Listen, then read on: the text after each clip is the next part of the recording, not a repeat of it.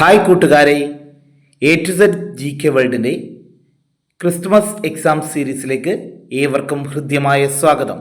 നമ്മുടെ ചാനൽ ഇനിയും സബ്സ്ക്രൈബ് ചെയ്യാത്ത ആരെങ്കിലും ഉണ്ടെങ്കിൽ എത്രയും പെട്ടെന്ന് സബ്സ്ക്രൈബ് ചെയ്ത ബെല്ലൈക്കൺ പ്രസ് ചെയ്ത് കാണണമെന്ന് അറിയിക്കുന്നു. എന്നാൽ നമ്മൾ അപ്ലോഡ് ചെയ്യുന്ന എല്ലാ വീഡിയോകളും ഉടൻ തന്നെ നിങ്ങൾക്ക് നോട്ടിഫിക്കേഷനായി വരും. പരിസര പഠനത്തിലെ 2019-20 ചോദ്യമൊന്ന് നമുക്ക് ചർച്ച ചെയ്യാം. ഒന്നാമത്തെ ചോദ്യം, പക്ഷി പഠനം എന്ന പേരിൽ ചിന്നുവിൻ്റെ സ്കൂളിൽ പക്ഷി നിരീക്ഷണ ക്യാമ്പ് നടത്തി. വ്യത്യസ്തമായ ധാരാളം പക്ഷികളെ അവർ കണ്ടു. സ്കൂൾ വളപ്പിൽ കണ്ട ചില പക്ഷികളുടെ ചിത്രങ്ങളാണ് ചുവടെ.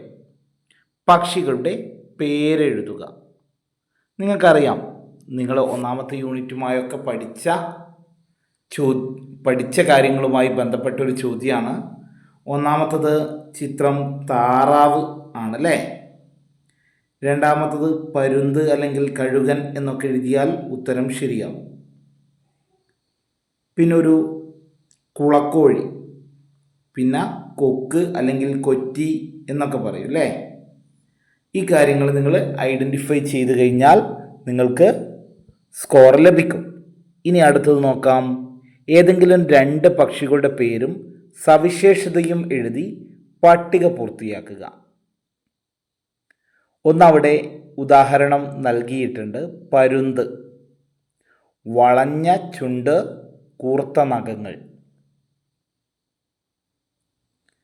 പ്രയോജനങ്ങൾ: ഇരയെ റാഞ്ചാനും എളുപ്പത്തിൽ കൊത്തിക്കീറാനും. അടുത്തത് നമുക്ക്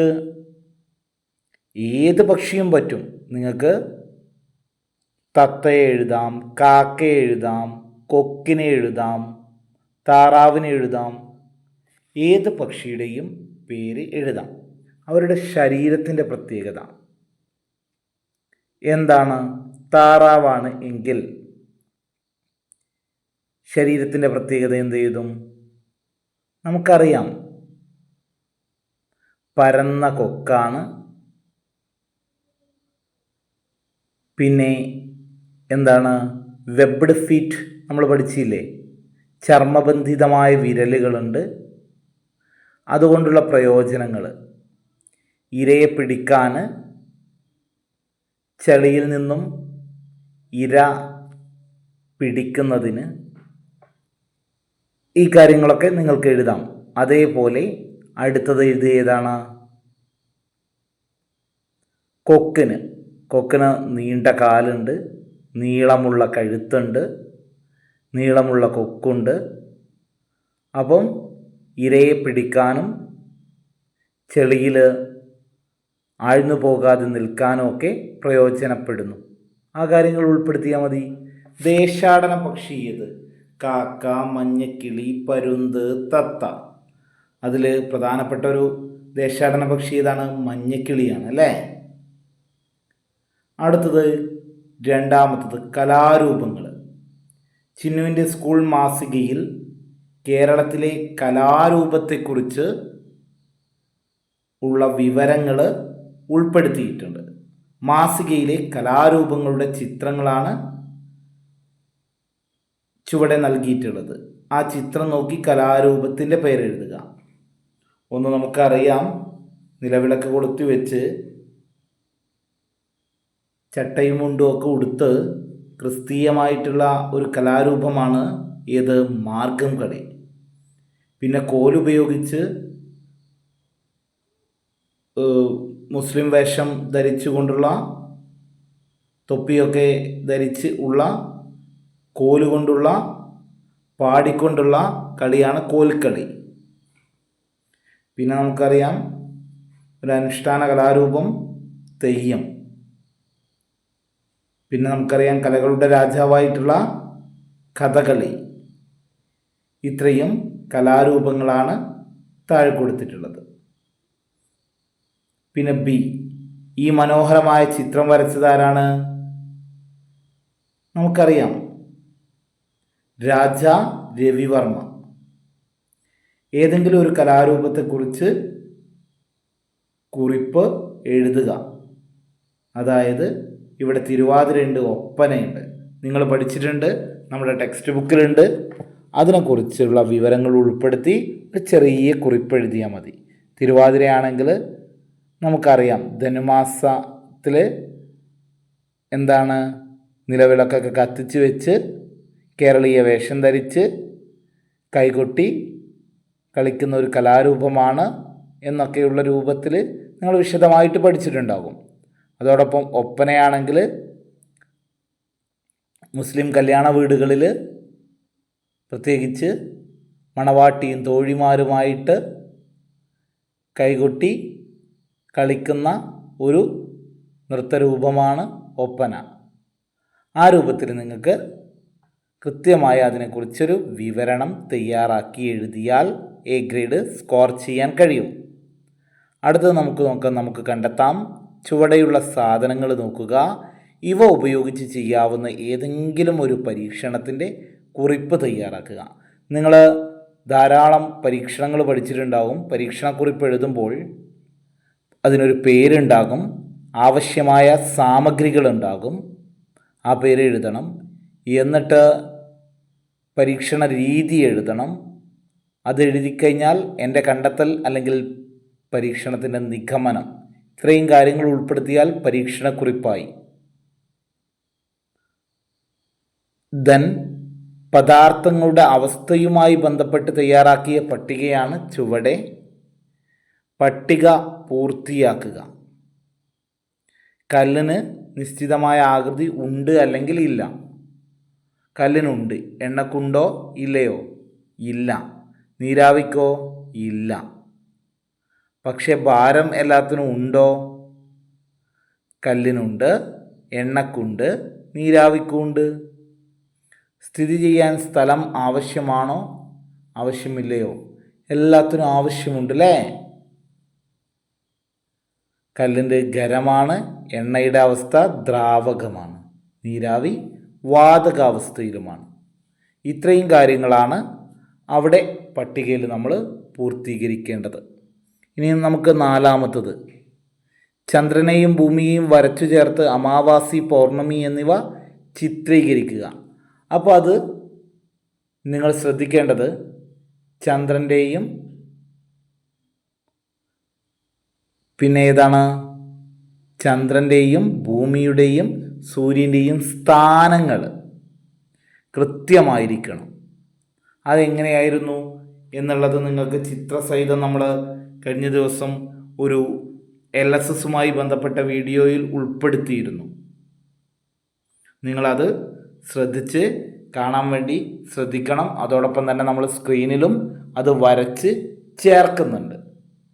എന്നാൽ നിങ്ങളത് കൃത്യമായിട്ട് നോക്കി മനസ്സിലാക്കണം.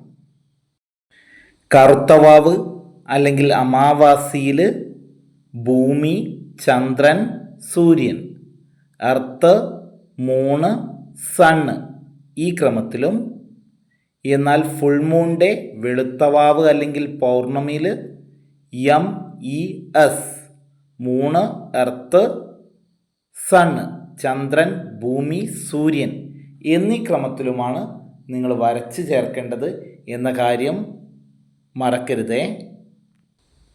അപ്പോൾ ചിത്രം വരയ്ക്കുമ്പം ഈ കാര്യങ്ങൾ ശ്രദ്ധിച്ച് ശ്രദ്ധയോടുകൂടി വരയ്ക്കണം. ഇനി നമുക്ക് നോക്കാം. ശരിയായ പ്രസ്താവനയ്ക്ക് ടിക്ക് ചെയ്യുക, ശരിയിടുക. അമാവാസി ദിനം ചന്ദ്രനെ തീരെ കാണാൻ കഴിയില്ല. ശരിയായവക്ക് ടിക്കിട്ടാൽ മതി. ജ്വലിക്കുന്ന ആകാശഗോളമാണ് ഗ്രഹങ്ങൾ. പൗർണമി ദിവസം ചന്ദ്രൻ്റെ പ്രകാശിത ഭാഗം പൂർണ്ണമായി കാണാൻ കഴിയും. ഭൂമി സ്വയം കറങ്ങുന്നതിനെ പരിക്രമണം എന്ന് പറയുന്നു. ഇതിൽ കുറേ എണ്ണം തെറ്റുമുണ്ട്, കുറച്ചെണ്ണം ശരിയുമുണ്ട്. ആ ഏതൊക്കെയാണ് എന്ന് കൃത്യമായിട്ട് കണ്ടുപിടിച്ച് ശരിയിടണം. ഇവിടെ നമ്മൾ ശ്രദ്ധിക്കേണ്ട കാര്യമാണ്, അമാവാസി അല്ലെങ്കിൽ കറുത്തവാവ് എന്ന് പറഞ്ഞാൽ സൂര്യൻ, ചന്ദ്രൻ, ഭൂമി എന്ന ക്രമത്തിൽ ഇവ നേർരേഖയിൽ വരുമ്പോൾ സൂര്യപ്രകാശം പതിക്കുന്ന ചന്ദ്രൻ്റെ ഭാഗം ഭൂമിയിൽ നിന്ന് കാണാൻ കഴിയില്ല. സൂര്യപ്രകാശം പതിക്കാത്ത ചന്ദ്രൻ്റെ ഭാഗം മാത്രം ഭൂമിക്ക് അഭിമുഖമായി വരുമ്പോൾ ചന്ദ്രനെ തീരെ കാണാൻ കഴിയില്ല. ഈ ദിവസമാണ് അമാവാസി. അപ്പോൾ നമ്മൾ പറഞ്ഞ പ്രസ്താവന ശരിയാണോ തെറ്റാണോ എന്ന് നിങ്ങൾ കൃത്യമായിട്ട് നോക്കൂ. അവിടെ ഏതാണ് ശരി ഏതാണ് തെറ്റ് എന്ന് നിങ്ങൾ കമൻറ്റ് ചെയ്യണേ. അതുകൊണ്ട് ആ കാര്യം ഞാൻ പറയുന്നില്ല. പൗർണമി, വെളുത്ത വാവ്, സൂര്യൻ, ഭൂമി, ചന്ദ്രൻ എന്ന ക്രമത്തിൽ നേർരേഖയിൽ വരുമ്പോൾ ചന്ദ്രൻ്റെ പ്രകാശം പതിക്കുന്ന ഭാഗം ഭൂമിക്ക് അഭിമുഖമായാണ്. ഭൂമിയിൽ നിന്ന് നോക്കിയാൽ ചന്ദ്രൻ്റെ പ്രകാശിത ഭാഗം പൂർണ്ണമായും കാണാൻ കഴിയുന്ന ദിവസമാണ് പൗർണമി അല്ലെങ്കിൽ വെളുത്ത വാവ് എന്ന് പറയുന്നത്. പിന്നെ അടുത്ത കമൻറ്റ് നിങ്ങൾ കണ്ടിട്ടുണ്ടാകും. അത് ശരിയാണോ തെറ്റാണോ എന്ന് നോക്കണം. ഭ്രമണം എന്ന് പറഞ്ഞാൽ ഭൂമി സ്വയം കറങ്ങുന്നതിന് ഭ്രമണം എന്ന് പറയുന്നു. ഒരു ഭ്രമണം പൂർത്തിയാക്കാൻ 24 മണിക്കൂർ വേണം. ഇതാണ് ഒരു ദിവസം. പരിക്രമണം എന്ന് പറഞ്ഞാൽ ഭൂമി സ്വയം കറങ്ങുന്നതിനോടൊപ്പം സൂര്യനെ ചുറ്റി സഞ്ചരിക്കുന്നതിനെ പരിക്രമണം എന്ന് പറയുന്നു. ഒരു തവണ സൂര്യനെ ചുറ്റി സഞ്ചരിക്കാൻ 365 ദിവസം വേണം. ഇതാണ് ഒരു വർഷം. അപ്പോൾ നിങ്ങൾ ശരിയായ പ്രസ്താവനയ്ക്ക് ടിക്ക് ഇടുക. ഏതാണ് ശരി ഏതാണ് തെറ്റ് എന്നുള്ളത് നിങ്ങൾക്ക് ഞാൻ ഈ വിവരങ്ങൾ തന്നതിൽ നിന്ന് മനസ്സിലാകും. അപ്പോൾ നിങ്ങൾ ശരിയേത് തെറ്റേത് എന്നുള്ളത് നിങ്ങൾ കമൻറ്റ് ചെയ്യാൻ മറക്കരുതേ കൂട്ടുകാരെ. ഭൂമിയുടെ ഉപഗ്രഹത്തിന് ടിക്ക് ചെയ്യുക. സൂര്യൻ, വ്യാഴം, ചന്ദ്രൻ, ചൊവ്വ. അതിലേതാണ് എന്നതുകൂടി നിങ്ങൾ കമൻറ്റ് ചെയ്യാൻ മറക്കരുതേ. അടുത്തതായി നമുക്ക് 5ാമത്തെ ചോദ്യത്തിലേക്ക് കടക്കാം. കലയും സംഗീതവും. ചിത്രം നോക്കി കലാരൂപത്തിൻ്റെ പേര് തലക്കെട്ടായി എഴുതി പ്രത്യേകതകൾ എഴുതുക. ഓട്ടംതുള്ളലിൻ്റെ ഉപജ്ഞാതാവ് ആരാണ് എന്ന് നമുക്കറിയാം. കുഞ്ചൻ നമ്പ്യാരാണ്. മറ്റൊരു കലാരൂപത്തിൽ നിന്ന് ഉടലെടുത്തതാണ്. അതിൻ്റെ ഐതിഹ്യം കാര്യങ്ങളൊക്കെ നിങ്ങൾ പഠിച്ചിട്ടുണ്ടാകും. സമൂഹത്തിൽ നിൽക്കുന്ന തിന്മകളെയൊക്കെ നർമ്മരസത്തിലൂടെ അവതരിപ്പിക്കുന്ന ഒരു കലാരൂപമാണ് ഓട്ടംതുള്ളൽ. തുള്ളൽ പ്രസ്ഥാനം 3 വിധത്തിലുണ്ട്. ഓട്ടംതുള്ളൽ, പറയൻതുള്ളൽ, ശീതങ്കൻ തുള്ളൽ. അപ്പോൾ ഈ കലാരൂപത്തെക്കുറിച്ച് നിങ്ങൾക്കറിയാവുന്ന പ്രത്യേകതകൾ എല്ലാവരും എഴുതുക. എന്നാൽ നമുക്ക് സ്കോർ ചെയ്യാൻ കഴിയും. ഒരുപക്ഷെ ഈ കലാരൂപം തന്നെ ആയിക്കൊള്ളണമെന്നില്ല.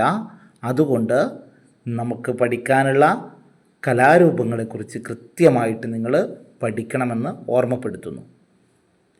നമുക്ക് അതിലുള്ള ഉപചോദ്യങ്ങളിലേക്ക് കടക്കാം.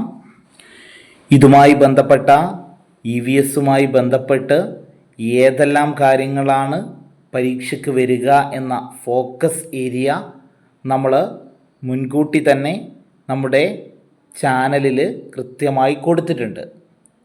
അതിൻ്റെ വീഡിയോ ലിങ്ക് ഇതിൻ്റെ ഡിസ്ക്രിപ്ഷൻ ബോക്സിൽ കൊടുത്തിട്ടുണ്ട്. അവിടെ പോയി നിങ്ങൾ സെർച്ച് ചെയ്ത് കഴിഞ്ഞാൽ നിങ്ങൾക്ക് ആ വീഡിയോ കാണാവുന്നതാണ്. ആ വീഡിയോ കണ്ട ശേഷം ഈ വീഡിയോ കണ്ടാലാണ് എളുപ്പത്തിൽ നിങ്ങൾക്ക് മനസ്സിലാവുക എന്ന് ഓർമ്മിപ്പിക്കുന്നു. ഇവിടെ മാതൃക നോക്കി അനുയോജ്യമായവ കളങ്ങളിൽ എഴുതുക എന്നതാണ് ചോദ്യം. കേരളത്തിൽ രൂപം കൊണ്ട കലാരൂപമാണ് കഥകളി. ഇതേപോലെ നമുക്ക് എഴുതാവുന്നതാണ്. ചിത്രകലയുമായി ബന്ധപ്പെട്ട ആളാണ് രാജ രവിവർമ്മ. അപ്പം രാജ രവിവർമ്മ എന്ന് ഒരു കോളത്തിൽ എഴുതിയാൽ തൊട്ടപ്പുറത്തിൽ ചിത്രകല. ഓമനത്തിങ്കൾ കിടാവോ എന്ന പാട്ട് തുടങ്ങുന്ന താരാട്ടുപാട്ട് എഴുതിയത് ഇരയിമ്മൻ തമ്പിയാണ്. ഓമനത്തിങ്കൾ കിടാവോ എന്ന് ഒരു ബോക്സിൽ എഴുതുക, ഇരയിമ്മൻ തമ്പി എന്ന് മറ്റൊരു ബോക്സിൽ എഴുതുക. സംഗീതജ്ഞനായ ഭരണാധികാരി സ്വാതി തിരുനാൾ. അടുത്തത് മാപ്പിളപ്പാട്ട് മോയിൻകുട്ടി വൈദ്യർ. ഇത്രയും കാര്യങ്ങൾ നിങ്ങൾ എഴുതിക്കഴിഞ്ഞാൽ ഇതിനും നമുക്ക് സ്കോർ ചെയ്യാൻ കഴിയും. കലകളുടെ രാജാവ് എന്നറിയപ്പെടുന്നത് തുള്ളലാണോ, കഥാപ്രസംഗമാണോ, കഥകളിയാണോ, മോഹിനിയാട്ടമാണോ? കലകളുടെ രാജാവ് നിങ്ങൾക്കെല്ലാവർക്കും അറിയാവുന്നതാണ്. അതുകൊണ്ട് ഞാൻ ഉത്തരം പറയുന്നില്ല. നിങ്ങൾ കമൻറ്റിലൂടെ നിങ്ങൾ അറിയിക്കണം. ഉത്തരം തെറ്റിപ്പോകരുതേ. കലകളുടെ രാജാവ് ഡാഷ്. ഇനി നമുക്ക് ആറാമത്തെ ചോദ്യത്തിലേക്ക് കടക്കാം. എൻ്റെ കേരളം. കേരളത്തിൻ്റെ ഭൂപടം നോക്കി ദിക്കുകൾ എഴുതുക. എപ്പോഴും നമ്മളൊരു മാപ്പിന് അഭിമുഖമായി മാപ്പ് ഇങ്ങനെ നോക്കി നിൽക്കുമ്പോൾ മുകൾ ഭാഗം വടക്കാണ്, തായ് ഭാഗം തെക്കാണ്. നോർത്ത് മുകൾ ഭാഗമാണ്, തായ് ഭാഗം സൗത്താണ്. റൈറ്റ് ഹാൻഡ് സൈഡ് ഏതാണ്? കിഴക്ക് east, left hand side west പടിഞ്ഞാറ്. ഈ കാര്യം നിങ്ങൾ മറക്കരുതേ. മുകൾ ഭാഗം വടക്ക്, തായ് ഭാഗം തെക്ക്, റൈറ്റ് ഹാൻഡ് സൈഡ് കിഴക്ക്, ലെഫ്റ്റ് ഹാൻഡ് സൈഡ് പടിഞ്ഞാറ്. ദിക്കുകൾ എഴുതുക എന്നതാണ് ആദ്യത്തെ ചോദ്യം. ഭൂപടത്തിലെ ചിഹ്നങ്ങൾ നോക്കി ചുവടെയുള്ള ചോദ്യങ്ങൾക്ക് ഉത്തരം എഴുതുക. സ്വന്തം ജില്ല കണ്ടെത്തി നിറം നൽകുക. നിങ്ങളുടെ ജില്ല നിങ്ങൾ നിറം നൽകുക. വിമാനത്താവളങ്ങളുള്ള ഏതെങ്കിലും 2 ജില്ലകളുടെ പേര് എഴുതുക. ഇപ്പോൾ നമുക്കറിയാം നിലവിൽ എത്ര വിമാനത്താവളമുണ്ട്? 4 വിമാനത്താവളം. വടക്ക് നിന്ന് നോക്കുകയാണെങ്കിൽ കണ്ണൂർ ഒരു വിമാനത്താവളമുണ്ട്, മലപ്പുറം ജില്ലയിലുണ്ട്. കോഴിക്കോട് അന്താരാഷ്ട്ര വിമാനത്താവളം എന്ന പേരിൽ അറിയപ്പെടുന്നത് കരിപ്പൂർ വിമാനത്താവളം എന്നറിയപ്പെടുന്നത് മലപ്പുറം ജില്ലയിലാണ്. എറണാകുളം ജില്ലയിലുണ്ട് നെടുമ്പാശ്ശേരി വിമാനത്താവളം, കൊച്ചി വിമാനത്താവളം എന്നൊക്കെ ചിലപ്പം പറയാറുണ്ട്. അത് എറണാകുളം ജില്ലയിലാണ്. തിരുവനന്തപുരം, അപ്പം തിരുവനന്തപുരം വിമാനത്താവളം. ഈ 2 ജില്ലകളുടെ പേരെഴുതിയാൽ മതി. 4 എണ്ണത്തിൽ ഏതെങ്കിലും നിങ്ങൾക്കറിയാവുന്ന 2 ജില്ലകളുടെ പേരെഴുതുക. തുറമുഖമുള്ള 2 ജില്ലകൾ നമുക്കറിയാം. കോഴിക്കോടുണ്ട്, എറണാകുളമുണ്ട്. ഇപ്പോൾ തിരുവനന്തപുരം വിഴിഞ്ഞം തുറമുഖം നിങ്ങൾക്കറിയാം. ഈ കാര്യങ്ങൾ എഴുതിയാലും നല്ല മാർക്കോടുകൂടി വളരെ സിമ്പിളായിട്ട് EVSനെ സംബന്ധിച്ചിടത്തോളം A ഗ്രേഡ് കരസ്ഥമാക്കാവുന്നതാണ്. നിങ്ങളെല്ലാവരും നന്നായിട്ട് പഠിച്ച് മുന്നേറിക്കഴിഞ്ഞാൽ ഉറപ്പായിട്ടും A ഗ്രേഡ് വാങ്ങി LSSന് നിങ്ങൾക്ക് സെലക്ഷൻ കിട്ടും. ഒരിക്കൽ കൂടി നമുക്ക് LSSുമായി ബന്ധപ്പെട്ട വീഡിയോകളും മറ്റ് പരീക്ഷകളുമായി ബന്ധപ്പെട്ട വീഡിയോകളും നമ്മുടെ ചാനലിൽ ലഭ്യമാണ്. എല്ലാവരും ചാനൽ സബ്സ്ക്രൈബ് ചെയ്ത് ബെല്ലൈക്കൺ പ്രസ് ചെയ്ത്